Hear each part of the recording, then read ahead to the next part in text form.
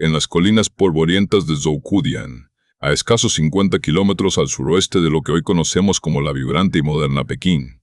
El tiempo parece haberse detenido bajo capas de sedimento, piedra caliza y un misterio que ha atormentado a la comunidad científica durante casi un siglo.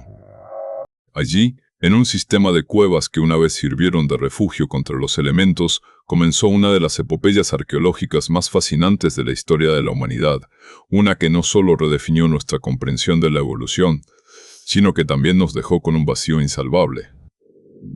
La historia del hombre de Pekín, o Homo erectus pekinensis, es un relato que oscila entre el triunfo del descubrimiento intelectual y la tragedia de la pérdida en medio de la vorágine de la guerra, dejando tras de sí una pregunta que resuena con la misma fuerza en los pasillos de las universidades que en las mentes de los buscadores de tesoros. ¿Dónde están los huesos que nos cuentan quiénes fuimos hace medio millón de años? Para comprender la magnitud de la pérdida, debemos retroceder a la atmósfera eléctrica de la década de 1920, una época en la que China era un hervidero de cambios políticos y una tierra de promesas para los naturalistas occidentales. Todo comenzó con un diente, un simple molar encontrado en 1901 por el paleontólogo sueco Otto Dansky, quien trabajaba bajo la dirección de Johan Gunnar Andersson. En aquel entonces, los lugareños llamaban a estos fósiles huesos de dragón y los vendían en las farmacias tradicionales para ser molidos y consumidos como medicina, sin sospechar que estaban triturando los restos de sus propios ancestros. Sin embargo, aquel diente fue la chispa que encendió el interés internacional, llevando a la creación de una colaboración sin precedentes entre la Fundación Rockefeller, el Servicio Geológico de China y expertos de todo el mundo. El Dr. Davidson Black, un anatomista canadiense con una fe inquebrantable en que el origen de la humanidad se encontraba en Asia y no en África como se creía mayoritariamente, dedicó su vida a estas excavaciones, nombrando formalmente a la nueva especie antes incluso de tener un cráneo completo en sus manos. El momento culminante de esta búsqueda ocurrió en una tarde gélida de diciembre de 1939. El arqueólogo chino Pei Wenzhong, trabajando en condiciones precarias y bajo una luz tenue en lo más profundo de la cueva conocida como la localidad 1, desenterró el primer cráneo casi completo del hombre de Pekín. Fue un hito que sacudió los cimientos de la antropología. Aquellos restos no eran simplemente huesos, eran la prueba de que un ancestro humano había caminado por aquellas tierras, dominado el fuego y fabricado herramientas de piedra cientos de miles de años, antes de que la civilización siquiera fuera un sueño. Durante la década siguiente, las excavaciones en Zhoukoudian se convirtieron en un modelo de rigor científico, recuperando restos de unos 40 individuos, incluidos 5 cráneos casi perfectos, numerosos dientes y huesos de las extremidades. Estos fósiles se convirtieron en el tesoro nacional de China y en la posesión más preciada del Colegio Médico de la Unión de Pekín, donde fueron estudiados meticulosamente por el anatomista alemán Franz Weidenreich, quien realizó moldes de yeso y dibujos detallados que, irónicamente, terminarían siendo lo único tangible que nos quedaría de ellos. Sin embargo, el cielo sobre China comenzó a oscurecerse con los nubarrones de la guerra.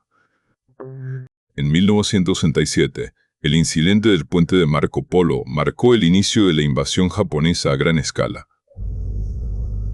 A medida que las tropas imperiales avanzaban y ocupaban Pekín, la seguridad de los fósiles se convirtió en una preocupación angustiante para Weidenreich y sus colegas chinos. Los científicos sabían que el hombre de Pekín era un botín de guerra simbólico de valor incalculable. Durante años, Weidenreich trabajó bajo una presión insoportable, documentando cada milímetro de los huesos, mientras las explosiones se escuchaban a lo lejos. En 1941, con la tensión entre Japón y Estados Unidos llegando a un punto de no retorno, se tomó la decisión más difícil y controvertida de la historia de la arqueología moderna. Los huesos debían ser evacuados a Estados Unidos para su custodia temporal hasta que la paz regresara a la región. Fue una medida desesperada nacida del miedo a que el patrimonio de la humanidad fuera confiscado o destruido por las fuerzas de ocupación.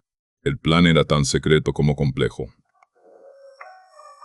Los fósiles fueron cuidadosamente embalados en 2 grandes cajas de madera, envueltos en capas de algodón, papel de seda y gasa médica, como si se tratara de pacientes delicados en una camilla. Según los registros, las cajas fueron entregadas al destacamento de los marines de los Estados Unidos en Pekín, quienes debían escoltarlas en tren hasta el puerto de Qinhuangdao, en la costa noreste. Desde allí, los restos serían embarcados en el buque de transporte U.S. Harrison, con destino a Nueva York. El movimiento comenzó a principios de diciembre de 1941, apenas unos días antes de que el mundo cambiara para siempre. El 5 de diciembre, el tren partió de Pekín envuelto en el frío invernal, llevando consigo no solo a los soldados estadounidenses que se retiraban, sino también el legado genético y evolutivo de nuestra especie. Nadie podía prever que ese sería el último rastro verificado de las cajas originales. El 7 de diciembre de 1941, el ataque japonés a Pearl Harbor desató el caos total en el Pacífico. El 8 de diciembre, las tropas japonesas en China actuaron de inmediato, capturando a los destacamentos de marines estadounidenses en Pekín, Tianjin y Qinhuangdao antes de que pudieran completar su evacuación. El U.S. Harrison, que debía recoger los fósiles, fue interceptado y encallado por su propia tripulación para evitar que cayera en manos enemigas cerca de Shanghái. En medio de este colapso militar y diplomático, las dos cajas que contenían al hombre de Pekín se desvanecieron como si nunca hubieran existido. Los infantes de marina que custodiaban el equipaje fueron enviados a campos de prisioneros, y en el tumulto de los arrestos y los registros, el rastro de los huesos se perdió en una maraña de testimonios contradictorios, archivos militares perdidos y la neblina propia de cualquier conflicto bélico de tal magnitud. Tras el fin de la Segunda Guerra Mundial en 1940, la búsqueda del hombre de Pekín se convirtió en una cuestión de honor nacional para China y en una obsesión para los investigadores de todo el mundo. Se ofrecieron recompensas millonarias y se iniciaron investigaciones oficiales que duraron décadas, pero cada pista parecía conducir a un callejón sin salida. Una de las teorías más persistentes sugiere que los huesos nunca salieron de Qinhuangdao y que fueron enterrados por los marines estadounidenses cuando se dieron cuenta de que la captura era inminente. A lo largo de los años, varios excombatientes han afirmado haber visto las cajas en los muelles o haber participado en su ocultamiento, pero las excavaciones realizadas en los lugares señalados, incluidos los cimientos de antiguos almacenes y campamentos militares, solo han arrojado arena y decepción. El paso del tiempo ha borrado los puntos de referencia geográficos, y la memoria de los testigos, nublada por los traumas de la guerra, se ha vuelto poco fiable. Otra posibilidad, quizás la más trágica, es que los fósiles se encuentren en el fondo del océano. Si las cajas llegaron a ser cargadas en algún barco menor o en un transporte japonés que posteriormente fue hundido por submarinos aliados, es probable que el hombre de Pekín esté descansando en el lecho marino del mar de China Oriental, protegido por la sal y el olvido, pero fuera del alcance de la ciencia moderna. Algunos rumores sugieren que el buque japonés Awamaru, que fue hundido en 1835, mientras transportaba supuestamente tesoros saqueados de toda Asia, podría haber tenido los huesos a bordo. Sin embargo, cuando el gobierno chino realizó operaciones de rescate en el pecio del Awamaru en la década de 1970, no se encontró rastro alguno de los restos de Zhou Kulian, lo que cerró otra puerta en esta interminable búsqueda. No han faltado tampoco las teorías conspirativas y los relatos de espionaje que sitúan los huesos en lugares tan diversos como Japón o el sótano de algún museo en Estados Unidos. Se ha especulado que las tropas japonesas lograron confiscar las cajas y las enviaron a Tokio, donde podrían haber sido destruidas durante los intensos bombardeos aliados sobre la capital nipona o quizás escondidas en una colección privada. En la década de 1970, un corredor de bolsa de Nueva York llamado Christopher Hanus afirmó haber sido contactado por una mujer misteriosa que decía tener posesión de los huesos y exigía una suma astronómica por su devolución. Hanus incluso llegó a reunirse con ella en la plataforma de observación del Empire State Building, donde ella le mostró una fotografía de lo que parecían ser los fósiles originales dentro de una de las cajas de madera. Sin embargo, la mujer desapareció antes de que se pudiera verificar la autenticidad de su reclamo, dejando Hanus y al Frigó con las manos vacías y una fotografía borrosa que solo sirvió para alimentar el mito. A medida que avanzamos en el siglo XX, la tecnología ha ofrecido nuevas esperanzas, pero también ha subrayado la magnitud de lo perdido. Los moldes de yeso realizados por Weidenreich antes de la desaparición han sido escaneados y analizados con tomografías computarizadas de alta resolución, permitiendo a los científicos modernos seguir extrayendo información sobre la capacidad cerebral y la anatomía del hombre de Pekín. Gracias a estos duplicados, sabemos que estos homínidos tenían un volumen endocraneal notable y que probablemente poseían una estructura social compleja. No obstante, el molde no puede sustituir al original. Los huesos reales contienen información genética, isótopos de la dieta y detalles microscópicos que ningún yeso puede replicar. La pérdida de los fósiles originales es comparable a tener la fotografía de una biblioteca antigua, pero haber perdido todos los libros que contenía. Conocemos la forma, pero hemos perdido el contenido profundo de su historia. El impacto emocional de esta desaparición es palpable en el sitio de Zhoukoudian, que hoy es Patrimonio de la Humanidad de la UNESCO. El museo que se encuentra allí es un monumento a la persistencia humana, mostrando las réplicas con orgullo, pero el ambiente está impregnado de una melancolía inevitable. Para los arqueólogos chinos, el hombre de Pekín no es solo un espécimen científico, sino un símbolo de la identidad nacional y de las humillaciones sufridas durante la época del colonialismo y la ocupación extranjera. La recuperación de los huesos sería vista no solo como un triunfo para la paleoantropología mundial, sino como un acto de preparación histórica y de justicia para un pueblo que vio como uno de sus tesoros más fundamentales se desvanecía en medio de un conflicto que no eligió. Cada pocos años aparece una nueva pista, un mapa dibujado por un soldado en su lecho de muerte o un rumor de un hallazgo en un ático en Pensilvania, reactivando la esperanza de que el misterio finalmente se resuelva. A pesar de la ausencia de los restos originales, la ciencia no se ha detenido.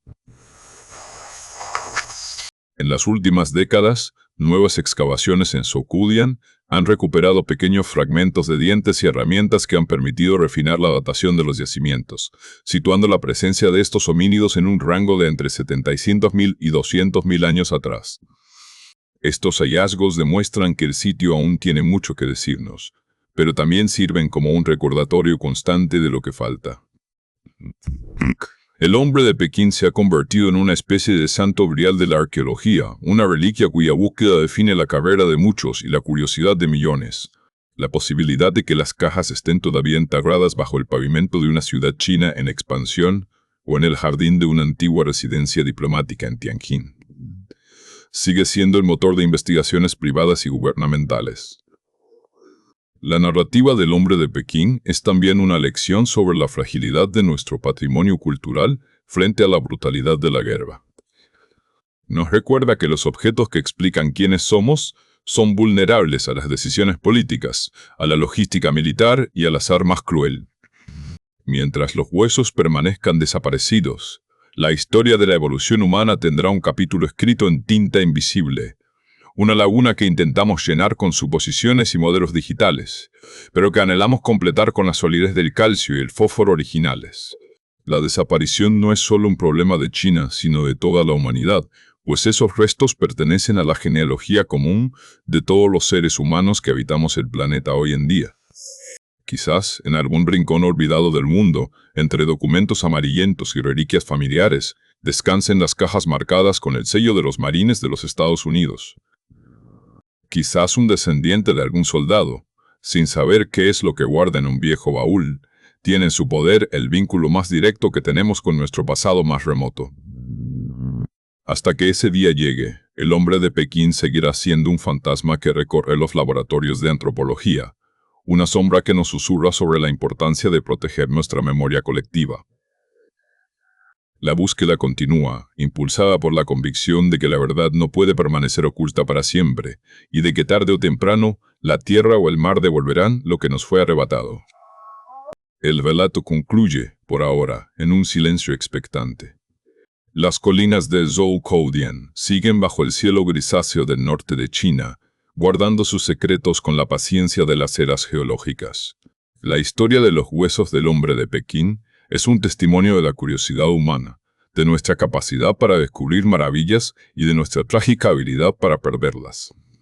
Sin embargo, mientras haya alguien que se pregunte por su paradero, mientras un investigador siga revisando archivos polvorientos o un joven estudiante de arqueología sueñe con encontrar el primer rastro de las cajas de madera, el hombre de Pekín no estará del todo perdido.